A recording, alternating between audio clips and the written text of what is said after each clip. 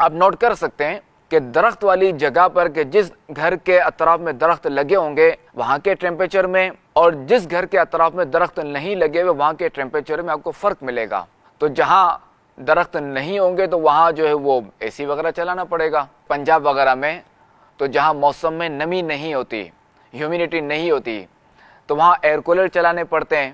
تو اس سے بھی جو ہے وہ جہاں درخت ہوں گے تو وہاں ٹیمپریچر آٹومیٹکلی کم ہوگا۔ جب کم ہوگا تو اب جو ہے وہ اے سی کا استعمال بھی کم ہوگا اور ایئر کولر کا استعمال بھی کم ہوگا، تو جس سے آٹومیٹکلی بجلی کی بچت ہوگی، توانائی کی بچت ہوگی۔ اب ہمارے ملک کی کیا صورتحال ہے؟ اقوام متحدہ کی رپورٹ کے مطابق پاکستان کے کل رقبے کا 4.8% جنگلات پر مشتمل ہے، جبکہ عالمی معیار کے مطابق ہر ملک میں 20% رقبے پر جنگلات ہونے چاہیے۔ ہمارے ملک پاکستان میں فی کس 5 درخت ہیں جو کہ بہت کم ہیں، اور پاکستان میں ہر سال 41,000 ایکڑ پر موجود درختوں کو کاٹ دیا جاتا ہے، جبکہ نئے درختوں کی کاشت انتہائی کم ہے۔ پاکستان کے شہروں کو ہیٹ ویو کا سامنا ہے کیونکہ شہروں میں ہریالی کی کمی ہے، جس سے گرمی کی شدت میں اضافہ ہو رہا ہے اور اوسط درجہ حرارت بڑھ رہا ہے۔ اور کراچی کو دیکھا جائے تو اس کی صورتحال اور زیادہ خراب ہے کہ جہاں درختوں کی شدید کمی ہے، کہ جس کی وجہ سے درجہ حرارت میں اضافہ ہوا ہے، ٹیمپریچر میں اضافہ ہوا ہے، کہ کراچی میں جو وہ ٹیمپریچر 2024 میں 47 ڈگری تک گیا، اور جو محسوس کیا جانے والا ٹیمپریچر ہوتا ہے، جو فیلنگ ٹیمپریچر ہوتا ہے، یہ 50 ڈگری سے بھی زیادہ ہوا ہے۔ اور یہاں کے جو رہائشی ہے، یہاں کے جو رہنے والے ہیں، وہ اس کو اچھا خاصا اب جو ہے وہ جان چکے ہوں گے۔ رپورٹس کے مطابق 2024 میں سینکڑوں افراد گرمی کی شدت کی وجہ سے انتقال کر گئے، اور 2015 میں بھی جو ہیٹ ویو جو ہوئی تھی اس سے بھی تقریباً جو وہ 1500 اموات ہوئیں۔ مستقبل میں عالمی صورتحال اس حوالے سے کہا جاتا ہے کہ 1000 ارب ڈالر ہر سال کی ضرورت ہوگی صرف سمندر کے قریب رہنے والی آبادی کو بچانے کے لیے۔ دنیا کی 5 ارب کی آبادی کو پانی کی قلت ہوگی۔ دنیا کے 1 ارب انسان اپنی بقا کے لیے، اپنے آپ کو بچانے کے لیے ہجرت پر مجبور ہوں گے۔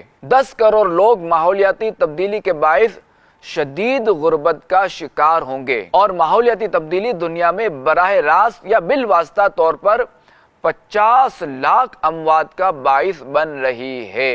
اب دیکھیں، یہ جو بھی ہے یہ ایک اندازے ہیں اور ضروری نہیں کہ ایسا ہو۔ ہمیں کیا کرنا ہے؟ ہم جو ہے وہ موسمیاتی تبدیلی کے لیے کیا کر سکتے ہیں؟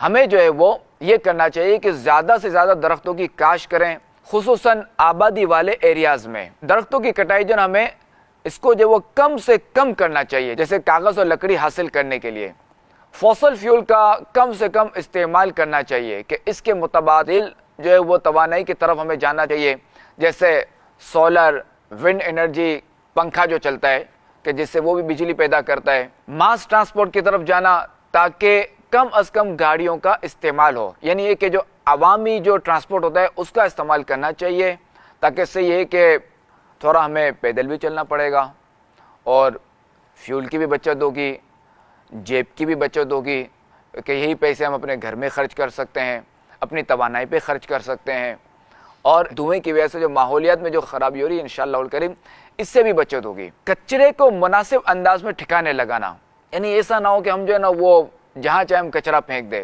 یہ نہیں کرنا چاہیے۔ مزید یہ کہ زیادہ سے زیادہ ہم اپنی قوم کے اندر شعور پیدا کریں، یعنی ہم یہ جو ہے وہ درخت لگانے کا ذہن دے، اسی طرح کچرا ادھر ادھر جو پھینکتے ہیں ان کو بھی ہم سمجھائیں۔ تو آئیے ہم بھی اپنے حصے کا کام کریں، کہ خاتم النبیین صلی اللہ تعالی علیہ وآلہ وسلم نے ارشاد فرمایا، خیر الناس من ينفع الناس، کہ تم میں سے بہتر وہ ہے کہ جو لوگوں کو نفع پہنچائے۔ الحمدللہ الکریم دعوت اسلامی کا شعبہ FGRF بھی 1 اگست سے شجر کاری مہم کا آغاز کر رہا ہے۔ آپ بھی کم از کم 1 پودا تو ضرور لگائیے، اور ہو سکے تو 12 پودے لگائیں، اور دیگر کو بھی اس کی ترغیب دلائیے کہ پودا لگانا بھی ثواب کا کام ہے۔